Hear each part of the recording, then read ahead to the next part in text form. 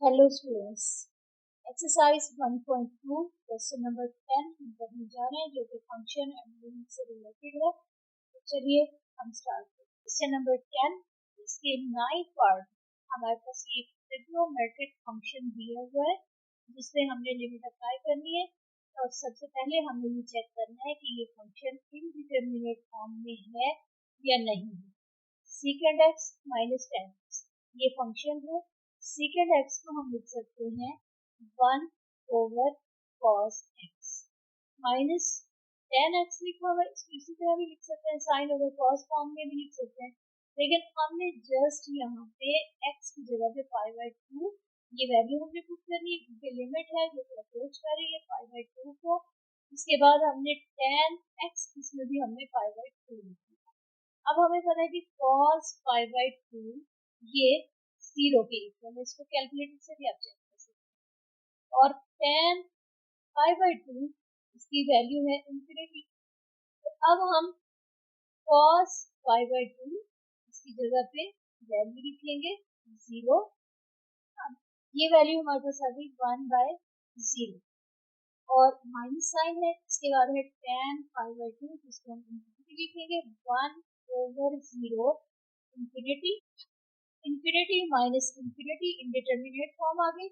1/0 infinity है, किसी भी कांस्टेंट नंबर की डिनोमिनेटर में 0 हो तो वो इंफिनिटी बन जाएगा।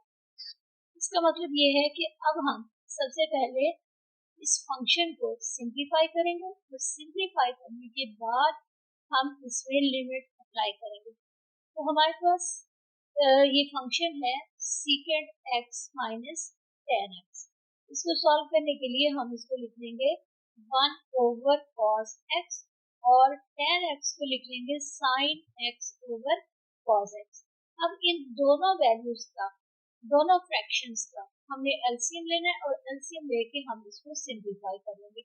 लिमिट अपनी जगह पे इसी तरह आ जाएगी, लिमिट x अप्रोचेस टू 5/2 और ब्रैकेट में अब हमारे पास एलसीएम आ गया cos x और न्यूमरेटर की जब हम सॉल्व करेंगे तो 1 माइनस साइन एक्स की वैल्यू आएगी। अब 1 माइनस साइन एक्स इसका इसके साथ हम वैल्यू को मल्टीप्लाई कर देंगे 1 प्लस साइन एक्स। ये वैल्यू इसके साथ हम मल्टीप्लाई भी करेंगे और सेम वैल्यू के साथ हम इसको डिवाइड भी करेंगे, जिसकी वजह से अब हमारे पास न्यूमरेटर में a square minus b square formula बन जाएगा। तो मल्टीप्लाई डिवाइड करने का ये मकसद था कि हमारा क्वेश्चन इजीली सॉल्व हो जाए। ये लिमिट अपनी जगह पे आ गई 1 minus sine x multiplying by 1 plus sine x. इसको हम मल्टीप्लाई करेंगे क्योंकि न्यूमरेटर आपस में मल्टीप्लाई होंगे, डिनोमिनेटर आपस में। a minus b into a plus b equal a square minus b square. और हमारे पास है a माइनस बी की जगह पे 1 माइनस साइन एक्स और a प्लस बी की जगह पे है 1 प्लस साइन एक्स। ये दोनों वैल्यूज जब मल्टीप्लाई होंगी हमें पता चल रहा है कि a की जगह पे है 1 का स्क्वायर हम लिख लेंगे, b की जगह पे साइन एक्स तो अब हम साइन एक्स का स्क्वायर लिखेंगे।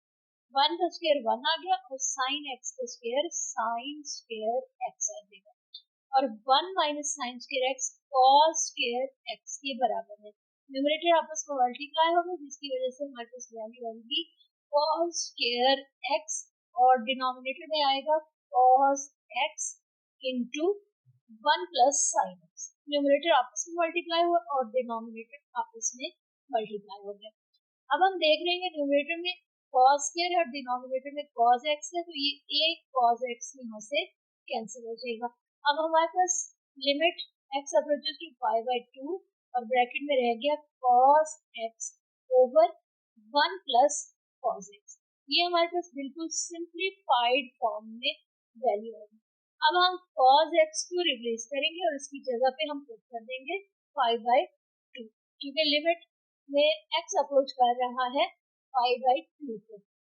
न्यूमरेटर और डिनोमिनेटर में जहाँ जहाँ x है वहाँ पे अब हम 5/2 लिखेंगे। तो ये बन गया cos 5/2 और डिनोमिनेटर में 1 प्लस साइन 5/2। ये वैल्यू लिखेंगे। cos 5/2 0 होता है और साइन 5/2 1 है, तो अब हमारे पास सिंप्लीफिकेशन के बाद आंसर आएगा 0 और ये इस फंक्शन की लिमिट कहलाएगी। अब हम ये देख लेते हैं कि 1 माइनस साइन स्क्वायर एक्स, इसको हमने कॉस स्क्वायर एक्स क्यों लिखा था। इसके लिए हम जाएंगे फंडामेंटल आइडेंटिटी की तरफ। तो फंडामेंटल आइडेंटिटी है sine square x plus cos square x equal 1। अगर हम साइन स्क्वायर को दूसरी साइड पे ले जाए तो हमारे पास कॉस स्क्वायर एक्स एक साइड पे रह जाएगा और 1 माइनस साइन स्क्वायर एक्स ये इक्वल के दूसरी साइड पे आ जाएगा और 1 माइनस साइन स्क्वायर एक्स इसकी वैल्यू कॉस स्क्वायर एक्स हम पुट कर सकते हैं क्योंकि ये दोनों वैल्यूज इक्वल है। तो हमने 1 माइनस साइन स्क्वायर को रिप्लेस करके कॉस स्क्वायर एक्स लिखा। इस क्वेश्चन की लिमिट 0 आ गई थी और ये हमारा क्वेश्चन कंप्लीट हो गया। क्वेश्चन नंबर 10 इसका 8 पार्ट है, लिमिट एक्स इक्वल टू 0 और ये हमारे सामने एक ट्रिग्नोमेट्रिक फंक्शन दिया हुआ है जिसमें हम x की जगह पे 0 पुट करेंगे, लिमिट पुट करेंगे और चेक करेंगे कि ये फंक्शन इनडिटरमिनेट फॉर्म में है या नहीं है। अब secant x minus cos x ये वैल्यू लिखेंगे और x की जगह पे हम 0 पुट कर देंगे जो कि इस फंक्शन की लिमिट है। डिनोमिनेटर में x है तो यहाँ पे भी हम 0, सीकेंट 0 इसकी वैल्यू फाइंड करेंगे। 1 ओवर कॉस लिख के भी हम कर सकते हैं और सीकेंट 0 इसको डायरेक्ट हम 1 भी लिख सकते हैं। इसके आगे कॉस 0 है तो ये 1 के इक्वल आ गया। अब 1 माइनस 1 0 आ गया, 0 बाय 0 फॉर्म में यहाँ पे इस फंक्शन की लिमिट जब हम कैलकुलेट करेंगे तो हमारे पास 0 बाय 0 आ जाएगी। अब ये साइड पे हम इसको क्लैरिफाई करके लिख लेंगे, सीकेंट 0 1 के इक्वल है और कॉस 0 भी 1 के इक्वल है। तो यहाँ से सिंप्लीफिकेशन के बाद हमें ये पता चल गया कि इस क्वेश्चन में 0 बाय 0 इंडिटरमिनेट फॉर्म यूज हो रही है, यानी अगर हम लिमिट पुट करेंगे तो हमारे पास 0 बाय 0 आ जाएगा। अब हम इस फंक्शन को सिंप्लीफाई करेंगे। सिंप्लीफाई करने के लिए सीकेंट x को हमने लिख दिया 1 ओवर कॉस x, इसके आगे लिखा हुआ cos x, इसके डिनोमिनेटर में हमने 1 लिख दिया जिसकी वजह से अब ये वैल्यूज हमारे पास फ्रैक्शन फॉर्म में आ गई हैं। अब हम इसको सिंप्लीफाई कर लेंगे यानी एलसीएम ले लेंगे और एलसीएम लेके इसको सॉल्व कर लेंगे। 1 over cos x minus cos x over 1 और इसके बाद जब हम एलसीएम लेंगे तो एलसीएम आ जाएगा cos x, 1 को हम 1 के साथ मल्टीप्लाई करेंगे तो ये हमको हमारे पास फर्स्ट टर्म 1 आ गई और सेकंड टर्म आ जाएगी cos स्क्वायर x। अब 1 माइनस cos स्क्वायर x इसकी जगह पे हम इसकी वैल्यू भी पुट कर सकते हैं जो कि sin स्क्वायर x है। फंडामेंटल आइडेंटिटी से ये वैल्यू हमने दी है और इसके बाद डिनोमिनेटर में है cos x, ये वैल्यू इसी तरह आ जाएगी। अब ये न्यूमरेटर ये कंप्लीटली सिंप्लीफाई हो गया, इसकी जगह पे हम लिखेंगे sin square x over cos x और इसका जो डिनोमिनेटर है, डिनोमिनेटर में हम x लिखेंगे और ये जो cos x लिखा हुआ है इसको हम इसी तरह बटा में ले आएंगे, इसको हम मल्टीप्लाई करेंगे। तो अब हमारे पास ये वैल्यू, जैसा कि हमें पता है कि अगर हमारे पास x बाय ओवर 3 हो यानी एक फ्रैक्शन को एक नंबर डिवाइड कर रहा हो तो फ्रैक्शन का डिनोमिनेटर नीचे मौजूद नंबर के साथ मल्टीप्लाई हो जाएगा। तो इसी रूल को फॉलो करते हुए हमने यहाँ पे अपने क्वेश्चन में से cos x को नीचे डिनोमिनेटर में लिखा और ये x के साथ मल्टीप्लाई हो जाएगा। लिमिट अप्लाई करेंगे, limit x approaches to 0 sin square x over x into cos x, ये वैल्यू हमारे पास आ जाएगी। cos x को पहले भी लिख सकते हैं बाद में क्योंकि ये दोनों वैल्यूज मल्टीप्लाई हो रही है x और cos x, इनकी तरतीब चेंज कर देने से कोई फर्क नहीं पड़ेगा। अब हम यहाँ पे फंक्शंस को सेपरेट कर लेंगे, लिमिट x अप्रोचेस टू 0 हम यहाँ पे लिख सकते हैं cos 1 over cos x multiply में sin square x over x, ये दो फंक्शंस हमने इनको अलग अलग कर दिया। अगर हम मल्टीप्लाई करेंगे तो दोबारा से हमें वही वैल्यूज दोबारा से मिल सकती है।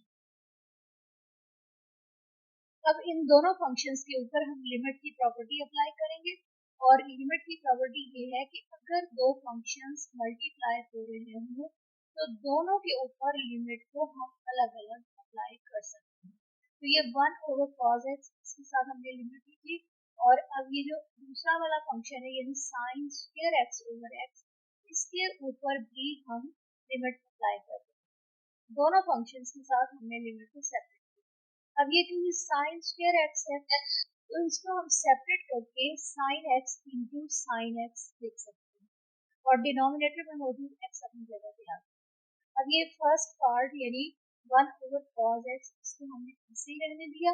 उसके बाद लिमिट को हम सेपरेट कर देंगे sin x ओवर x के ऊपर, ये एक फंक्शन हमने अलग कर लिया। और इसके बाद ये जो sin x लिखा हुआ है इसके ऊपर भी हम लिमिट अलग कर देंगे और इसको एक अलग से फंक्शन बना देंगे। तो sin x इसका जो डिनोमिनेटर है, डिनोमिनेटर में कुछ नहीं है तो यहाँ पे हम 1 भी लिख सकते हैं। अगर हम मल्टीप्लाई करेंगे तो वही हमारे पास दूसरी वैल्यूज आ जाएगी। हमने sin x ओवर x इसको सेपरेट कर लिया और sin x ओवर 1 इसको हमने सेपरेट कर। अब हम लिमिट अप्लाई करेंगे। लिमिट अप्लाई करना अब हमारे लिए बहुत ही आसान हो जाएगा। सबसे पहले हम ये देख रहे हैं कि limit sin x over x इसको हमने कैसे सॉल्व करना है, दरमियान में जो फंक्शन मौजूद है उसको कैसे सॉल्व। तो हमें पता है कि ट्रिग्नोमेट्रिक लिमिट होती है limit theta approaches to 0 sin theta over theta, यानी थीटा अप्रोच कर रहा हो 0 को, फंक्शन sin हो, जो एंगल थीटा मौजूद है साइन के साथ वही डिनोमिनेटर में मौजूद है, यानी न्यूमरेटर में थीटा है तो डिनोमिनेटर में थीटा, और अगर न्यूमरेटर में 2 थीटा है तो डिनोमिनेटर में 2 थीटा। तो हम इस वैल्यू को 1 के इक्वल लिख सकते हैं। किसी और लेक्चर में हम इसका प्रूफ भी सीखेंगे कि ये 1 के इक्वल क्यों आता है।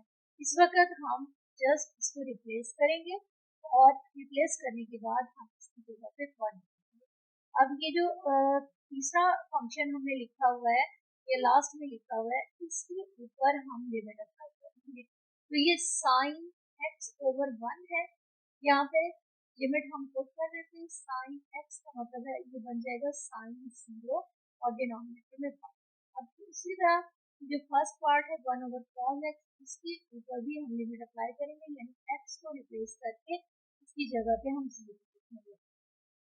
हमें पता है कि cos 0 1 के बराबर है और sin 0 0 के बराबर होता है। इसको आप कैलकुलेटर से भी चेक कर सकते हैं। तो अब हमारे पास 1/cos 0 है जिसको हमने 1 लिखा, उसके बाद आगे 1 ऑलरेडी मौजूद था उसको लिख दिया, sin 0 0 आ जाएगा और 0/1। इन तमाम वैल्यूज को जब हम सिंप्लीफाई करें तो सिंप्लीफिकेशन के बाद क्योंकि यहाँ पे 0 मल्टीप्लाई हो रहा है वैल्यूज के साथ तो हमारे पास आंसर आ जाएगा 0। तो इस फंक्शन को सॉल्व करके हमारे पास जो लिमिट आई है वो है 0। क्वेश्चन नंबर 10 इसका 7th पार्ट हम करने जा रहे हैं। Limit theta approaches to 0 tan theta minus sin theta over sin cube theta. अब जहाँ जहाँ न्यूमरेटर या डिनोमिनेटर में थीटा है वहाँ पे हम लिमिट पुट करेंगे, 0 पुट करेंगे और चेक करेंगे कि फंक्शन इनडिटरमिनेट फॉर्म में है या नहीं। अब हम tan थीटा थीटा को रिप्लेस करके यहाँ पे 0 लिखेंगे, इसके बाद हम लिखेंगे माइनस sin 0 और डिनोमिनेटर में हम लिखेंगे sin क्यूब, और इसके बाद आगे थीटा लिखा होगा तो थीटा को रिप्लेस करके हम यहाँ पे 0 लिखेंगे। tan 0 0 आ जाएगा, sin 0 की वैल्यू भी 0 होती है और sin 0 डिनोमिनेटर 0 आएगा, और क्योंकि यहाँ पे साइन का क्यूब है तो यहाँ पे 0 का क्यूब बन गया। अब हमारे पास 0 माइनस 0 आ गया और डिनोमिनेटर में भी 0 का क्यूब लेंगे तो 0 आ गया। तो ये इनडिटरमिनेट फॉर्म आ गई 0/0। इसका मतलब ये है कि अब हम क्वेश्चन को इस तरह से सिंप्लीफाई करेंगे कि ये 0/0 फॉर्म में से बाहर आ जाए और हम इसकी लिमिट कैलकुलेट करें। अब हम tan थीटा को लिख सकते हैं sin theta over cos theta, इसके आगे माइनस sin थीटा लिखा हुआ है, इसको हम इसी तरह लिखेंगे और इसका जो डिनोमिनेटर है उसमें हम 1 लिखेंगे। और इसके बाद ये डिनोमिनेटर में वैल्यू साइन क्यूब थीटा ये अपनी जगह पे आ जाएगी। अब ये न्यूमरेटर में वैल्यूज हमारे पास फ्रैक्शन फॉर्म में है, इनको हम सेपरेट रख के इनको सिंप्लीफाई कर लेंगे, इनका एलसीएम। तो ये sine theta over cos theta minus sine theta over 1, ये वैल्यू आएगी। एलसीएम लेंगे, एलसीएम आ जाएगा कॉस थीटा। अब हमने 1 साइन थीटा के साथ मल्टीप्लाई करना है, जिसकी वजह से हमारे पास आंसर होगा साइन थीटा। इसके बाद ये कॉस थीटा साइन थीटा के साथ मल्टीप्लाई है, हमारे पास minus cos theta into sine, ये वैल्यू है। अब इसको हम अपने क्वेश्चन में पुट कर देंगे। इन क्वेश्चन में अब हम लिखेंगे sine theta minus cos theta into sine theta over cos, ये वैल्यूज हम यहाँ पे लिखेंगे, जिसको हमने रफ साइड पे सॉल्व किया, एलसीएम लिया और एलसीएम लेने के बाद वैल्यूज को सिंप्लीफाई कर लिया। इसको अब हम अपने क्वेश्चन का पार्ट बनाएंगे और इसका जो डिनोमिनेटर है इसमें साइन क्यूब थीटा लिखा हुआ है, तो ये साइन क्यूब थीटा की वैल्यू है। अब हमें पता है कि अगर x/2 ओवर 3 हो, यानी एक फ्रैक्शन इसके डिनोमिनेटर में एक नंबर मौजूद हो, तो फ्रैक्शन का जो डिनोमिनेटर है वो नीचे आके मल्टीप्लाई होगा, यानी 2 मल्टीप्लाई बाय 3। तो हमारे पास x/6 ये वैल्यू आ गई, यानी डिनोमिनेटर नीचे आके जो भी नंबर होगा उसके साथ में मल्टीप्लाई होगा। इसी रूल को फॉलो करते हुए हमने अपने क्वेश्चन को सॉल्व किया। अब हमारे पास एक वैल्यू आ गई sine theta minus cos theta into sine theta, ये बटा से ऊपर की वैल्यू रहेगी यानी न्यूमरेटर, और बटा के नीचे साइन क्यूब थीटा, और इसके साथ ये जो एलसीएम है कॉस थीटा ये नीचे मल्टीप्लाई। अब हम देख रहे हैं कि न्यूमरेटर में साइन थीटा दोनों रकमों में कॉमन है, इसको हम यहाँ से बाहर निकालेंगे।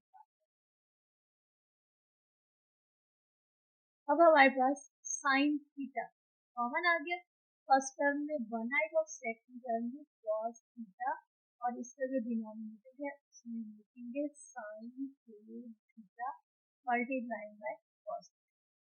इसके बाद ये जो 1 माइनस कॉस थीटा है उसको हम सिंप्लीफाई करेंगे, लेकिन उससे पहले हम साइन थीटा को और डिनोमिनेटर में मौजूद साइन क्यूब थीटा इनको हम कैंसिल कर देंगे, जिसकी वजह से हमारे पास डिनोमिनेटर में साइन स्क्वायर थीटा बाकी रहेगा। लिमिट यहाँ पे इसी तरह लिख लेंगे। अब न्यूमरेटर में हम लिखेंगे 1 माइनस कॉस थीटा और डिनोमिनेटर ये वैल्यू यानी कि साइन स्क्वायर ये वैल्यू रह जाएगी, क्यूब था एक साइन थीटा यहाँ पे कैंसिल हो गया, और अब हमारे पास यहाँ पे 1 माइनस कॉस थीटा न्यूमरेटर में है, जिसको हम मल्टीप्लाई करेंगे 1 प्लस कॉस थीटा के साथ और सेम वैल्यू के साथ हम इसको डिवाइड भी करें। अब 1 माइनस कॉस थीटा और 1 प्लस कॉस थीटा इसको हम मल्टीप्लाई करके सिंप्लीफाई करेंगे, हमारे पास a माइनस b एक वैल्यू आ गई, इसको मल्टीप्लाई करेंगे a प्लस b के साथ और ये इक्वल है a square minus b square. तो अब a माइनस b की जगह पे हम लिखेंगे 1 माइनस कॉस थीटा, ये न्यूमरेटर आपस में मल्टीप्लाई है, 1 minus cos theta into 1 plus cos theta, ये दोनों वैल्यूज मल्टीप्लाई हो गई। अब हमारे पास की वैल्यू बन जाएगी 1 स्क्वायर माइनस b लिखा हुआ है, b की जगह पे है कॉस थीटा, यहाँ पे हम लिखेंगे कॉस थीटा होल स्क्वायर। तो हमारे पास 1 माइनस कॉस स्क्वायर, ये वैल्यू आ गई जब हम न्यूमरेटर्स को मल्टीप्लाई करेंगे, और 1 माइनस कॉस स्क्वायर थीटा इसको फंडामेंटल एक्सपेरिमेंट से जब हम सिंप्लीफाई करेंगे तो इसको हम साइन स्क्वायर थीटा लिख सकते हैं। अब 1 minus cos theta multiply by 1 plus cos theta, हमारे पास आंसर आ गया 1 माइनस कॉस स्क्वायर, और ये जो डिनोमिनेटर्स है ये मल्टीप्लाई होंगे sine square theta into cos theta into 1 plus cos theta, ये वैल्यू है। अब यहाँ पे हम फंडामेंटल आइडेंटिटीज लेते हैं। Sine square theta plus cos square theta equal 1, और कॉस स्क्वायर थीटा को अगर दूसरी साइड पे लेते हैं तो साइन स्क्वायर थीटा इक्वल होगा 1 minus cos square. 1 minus cos square theta, इसको रिप्लेस करेंगे और इसकी जगह पे हम लिख सकते हैं साइन स्क्वायर थीटा। ये वैल्यू हम यहाँ पे लिखेंगे लिमिट। अब हमारे पास ये जो लिमिट है ये अपनी जगह पे आएगी। जब तक हम लिमिट पुट नहीं करेंगे हर स्टेप में हमने इसी तरह लिमिट लिखनी है। 1 माइनस कॉस स्क्वायर थीटा को हम लिखेंगे साइन स्क्वायर, और डिनोमिनेटर में ऑलरेडी मौजूद है साइन स्क्वायर थीटा, इसके साथ कॉस थीटा है और 1 प्लस कॉस थीटा, ये वैल्यू मल्टीप्लाई होगी साइन स्क्वायर थीटा, इसको हम कैंसिल कर देंगे साइन स्क्वायर के साथ, और हमारे पास न्यूमरेटर में आएगा 1 और डिनोमिनेटर में आएगा cos theta into 1 plus cos. Numerator में 1 और denominator cos theta into 1 plus cos theta, ये वैल्यू है। अब थीटा को रिप्लेस करके इसकी जगह पे हम 0 लिखें, तो ये वैल्यू आ जाएगी 1 ओवर cos 0, इसके बाद ब्रैकेट में 1 प्लस cos 0 लिखा हुआ है, cos 0 को हम यहाँ पे इसकी वैल्यू आगे पुट करेंगे 1 cos 0 1 के ब्रैकेट 1 लिख देंगे, इसके बाद ब्रैकेट में लिखेंगे 1 प्लस cos 0 देखो 1 के ब्रैकेट। तो अब हमारे पास ये वैल्यू आ गई 1 बाई cos 0 की 1 के इक्वल है, इसको चेक कर सकते हैं। साइन 0 0 होता है, cos 0 1। अब हमारे पास लिमिट आ गई 1/2, जो कि इस फंक्शन की लिमिट है। उम्मीद है आपको आज का लेक्चर समझ आ गया होगा। अपनी फीडबैक जरूर दीजिएगा। थैंक्स।